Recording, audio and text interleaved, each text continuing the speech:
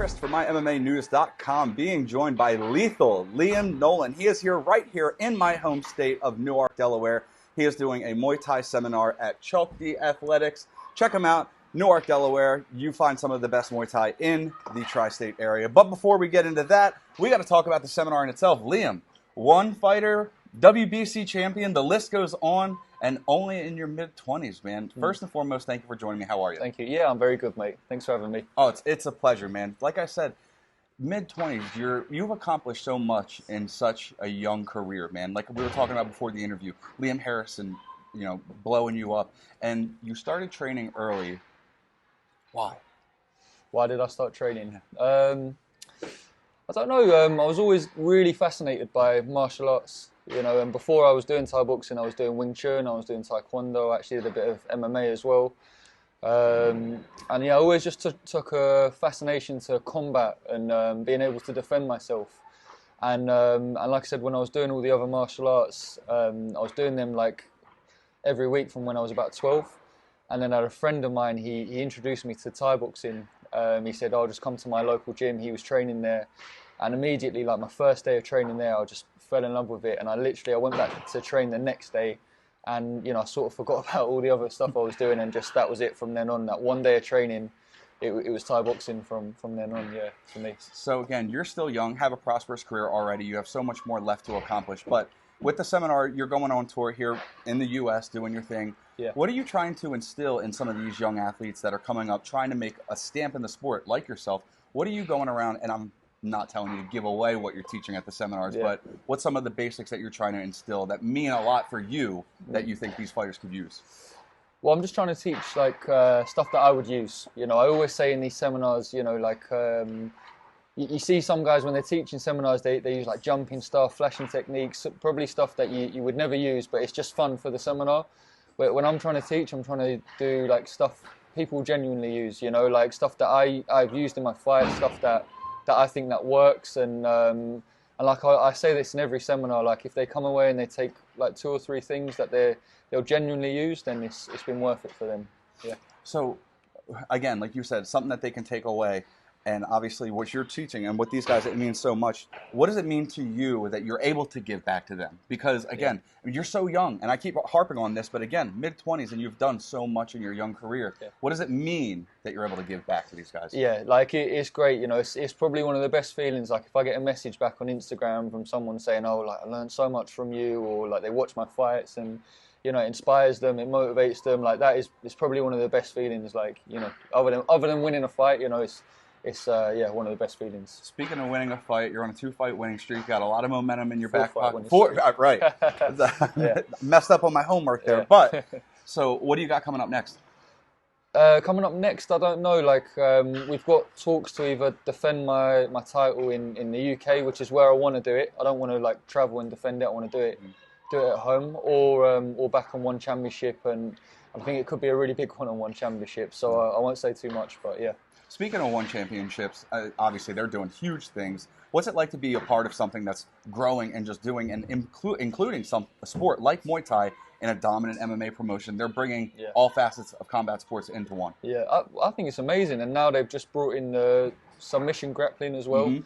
So you got Danielle Kelly. She just had a big win. Yeah. So it's like it's got something for everyone, and to be part of it now, my last fight I won a 50k bonus, which was like life-changing money, for someone who's come into Muay Thai, and there's not a lot of money in this sport, and then to win that, is incredible. And I definitely want to stay with one championship. Like it speaks for themselves, the stuff they're doing. It's amazing. And I want to talk to you a little bit about Muay Thai and the sport in itself, because I commentate, I announce for Muay Thai promotions, but obviously, as you know, MMA is kind of the big thing right now. You have bare knuckle that's making its big thing too, but Muay Thai is such a sport of tradition, such honor, and it doesn't get the credit it deserves. It's kind of being overshadowed by other combat sports. Yeah. And I tell everybody that I get a chance to talk to that's such a fan of MMA, they're the first ones that as soon as the fight hits the ground, they start to boo. They don't know what's going on. Yeah. But with Muay Thai, you get everything as far as striking goes in an MMA bout. Yeah. Just you don't have to worry about the grappling part. So why is it that it seems like Muay Thai is kind of set aside? It's a little bit lacking as far as the popularity and momentum going.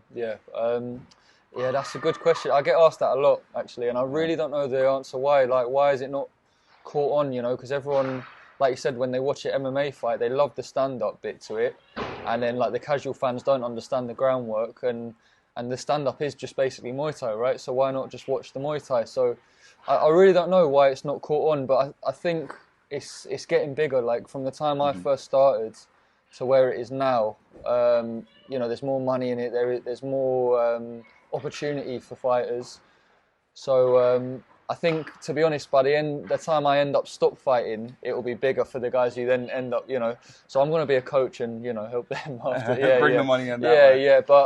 But I think it is getting there. It is getting there, and I see it getting bigger and bigger. Does that mean something to you? Like you said, towards the end of your career, you're going to be able to, you're going to see the start money. I mean, you're hypothesizing, but being able to see the money coming in, but you're going to be able to be a part of that long-lasting legacy, that build it to where it is, along with other fighters. You know, there's so many we can name off the top of our heads. Yeah. But what's that going to mean to you that you're going to be able to set those building blocks for it to make it where you think it should be? Yeah, I mean, I never got into Muay Thai for money, to be honest. Anyway, like if you do get into Muay Thai for money, you know, it's the wrong choice.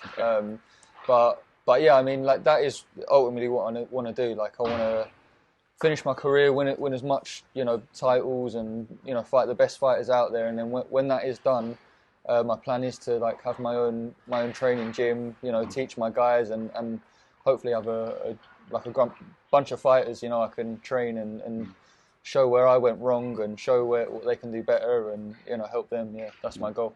I want to talk about some of the accolades in itself. I mean, obviously, you're with one now. You have the WBC title in your pocket. And one of our good friends, Lisa Lynn, she kind of ripped my question off me when she was taking questions from you. Yeah. I wanted to talk to you about the Yusuf fight, man. Yeah. So much, and I was with Liam Harrison, he talked about it as well. There was so much stacked against you in that fight. Yeah. And you're not one to shy away to talk about your nerves. Yeah. A lot of people, they might, you know, be this, that, and the other, the hard guy, but this is a nerve-wracking sport. Anybody that says it doesn't cause any nerves or they don't get nervous before a fight, I think they're lying. Yeah. So that being said, everything's stacked against you. How is it winning that fight? How is it like dealing? Can you encapsulate the experience? Yeah, man, it was a hard night's work. You know, I went to Yusuf's backyard. You know, and everyone knows who Yusuf is. He's one of the, you know, the best Muay Thai fighters of this generation. And you know, I think he had a 7-year winning streak in Muay Thai, not lost. You know, so I had everything against me. You know, in his backyard, with the ref and the judges were really being funny with me during the fight. And yeah, I was nervous before the fight. I did feel the pressure of it, like before it, you know, during the day of the fight. That's normal, you know. That's because it means something to me. Right. But I remember being in the fight, and I'm feeling really good, actually, like feeling like really focused and everything that I had to do, and I was listening really well to my coaches, and what we did in training came out really well, and yeah, when they raised my hand, you know, the new champion of the world, wow, you know, it meant so much to me. I got emotional in the ring, you know, tears and stuff like that, which you shouldn't do as a fighter, but like, I couldn't help it, you know. Since I was a kid, I wanted to be a world champion, and to beat a guy like Yusuf for the belt, you know, it was amazing. Like, I see a lot of WBC fights now, like they're giving out belts left, right, and centre now. But you know, the way I did it that day, you know, I'm very proud of that one, because I beat like the guy for it, you know, to take it. So yeah, very proud of that one. The WBC belt has a long lineage of history behind it. Again, I'm not gonna speak on what they're doing with their belts now, but definitely when you fought it, you definitely earned it. Yeah. But I'm curious. This is an emotional sport. A lot of emotions go into it and pack into it. A lot of it's going to come out at the end of the fight. Why do you feel like you shouldn't have gotten emotional in the ring? I just, like, for me, you know, I think you should be cold. You know, I think you should be ice cold. You know, in the ring, like, you don't show no emotion during the fight, and like, you should just get on with it and not show anything. But after this one, I couldn't help it, you know, because of what I went through as well before the fight. You know, COVID, had so many pullouts. You know, people not wanting to fight, or COVID restrictions. You know, like I was in a fight camp for about like 2 years. I was training for fights that just kept getting pulled out. So finally, and then we was meant to fight, me and Yusuf were meant to fight at the start, and that one didn't happen. And the second time round, and then the fight went so well. And yeah, just after all of that, you know, it's just such a big build-up, you know, 2 years, and then finally, wow, like, big title, big name, you know, yeah, I couldn't help it, but feel emotional. I completely understand. Well, I can't say I personally understand, but I can imagine how good it felt for you. Yeah. I want to dive back. I'm going to go back and forth bouncing. When obviously you're where you are now with one fighting championships, you had the WBC strap in your back pocket. When did it finally click and hit you that I'm living out my dream? Oh man, when I to be honest, when I like stopped working, I stopped working a normal sort of 9 to 5 job, and just fully committed to like Thai boxing. Like now, like that is my living. You know, that is how I earn my money. That's everything. You know, I'm in the gym, I'm teaching, doing my seminars. You know, doing my fights. You know, and now I've got a full-time income. Like that is what I dreamt about doing, and yeah, you know, I'm living it. So it's for me, it's what I've always wanted to do, and I'm very happy and proud of that. Yeah. You got a lot of hardware with you. The belts are coming. I know you want to get that one belt. So, Yeah. what goals are left? Let me just put it that way. Well, that is it. You know, to collect all the major titles. You know, I've got the WMC, I've got the WBC. Other than the stadium titles, I think, you know, the stadium titles in Thailand, the one championship is the one that makes sense right now because I'm signed to them. So that is the one we're going for now. Yeah. I'd be remiss if I didn't ask you this, just because of the mixed rules fighting being an option with one. Yeah. Would that be anything of interest? And what did you think of the Rod Tang and DJ fight? It was a good fight. I sort of thought what happened. Everyone sort of thought what happened was going to happen. You know, he got choked out, but it was good. You know, and I thought DJ did well in that first round. He was clocking Rod Tang a few times. Thought he did like really well with his footwork and stuff as well. But yeah, I would do it 100%. Yeah, why not? I need to learn the groundwork first though, because I've been doing a bit since I've been out here in America, like just learning like a few things. But yeah, I would do it 100%. Yeah. Any names in the one banner that you want to take on, that you have a bucket list of competitors that you want to get in there, dance with? What for the Muay Thai? Yeah. For the Muay Thai, you know, the guy who just fought Nicky Holsky and he knocked Nicky out, Sinsamut. I think me and him would be a great fight, and that should be for the one title. Like me and him should do that for the one championship belt, and yeah, there's some talks about it. So hopefully we can do that. Man, you've been at the sport a long time. You've had the opportunity to get in there with the traditional Thai boxing gloves. Now with the cost promotion with one, you're fighting with the little gloves. Yeah. What's the difference, and what do you prefer? So at the start, because I've obviously done my whole career in the big gloves, I preferred doing it in them. But now I'm starting to really like the little gloves. When you land a nice solid punch, like, oh, feels good. So I'm starting to like that. But it's really extreme. Like, you know, if you think in America and England, we've got C, B and A class. You know, A class being with elbows, C class, you know, not without, B class somewhere in the middle. And now this is like A class plus, you know, this is like the extra A class, you know, elbows and then little gloves. You know, it's real dangerous, it's real exciting, and you know, I can see why they put it on, because it's fun to watch. You know, it's exciting, and yeah, I'm starting to like it now. So yeah. With combat sports being on the rise, man, this will be my final one before I let you go. Yeah. Some people, they want to get into jiu-jitsu for their reasons. Some people want to get into MMA. Obviously, Muay Thai, it spoke to you. For anybody thinking about getting in there, finding their local Muay Thai gym, or just getting in there, combat sports or Muay Thai, why do you think Muay Thai is the sport for them? Muay Thai, well, for me personally, my reasons of getting into it was because I love the sort of Western boxing style. You know, it's got that sport element to it.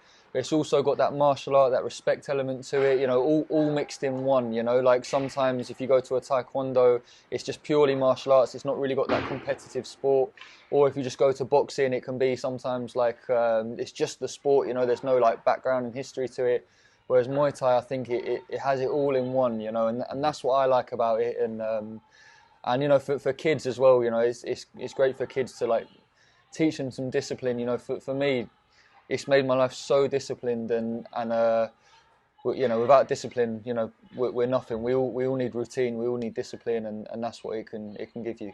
I heard you say something, and I said this was going to be my last thing. This will be my last thing. Okay. I heard you say something during the seminar I found interesting, and you're saying that whatever you hate, do it the most. Yes. Yeah. Can you elaborate on that? Yeah, you should do. I heard this on a podcast with Mike Tyson actually, and he said you should do the thing you hate like you love it. You know, so what's the worst thing you're, you know, in the gym in Muay Thai? What's the thing you're the worst at? Let's say it's clinching. Well, that's the thing you got to do the most. You know, that's the thing you got to practice the most, and you got to do it like you love it, you know, until that's your best quality is clinching, you know. Yeah. So that's what I think. All right. Well, Liam, I really appreciate you taking the time. I can't wait to see you back in the cage in 1FC. And thank you for coming to my home state of Newark, man. Delaware, and getting it done for Yeah. all of Chalk D Athletics. Nice, man. Enjoyed it. Thank you. All right.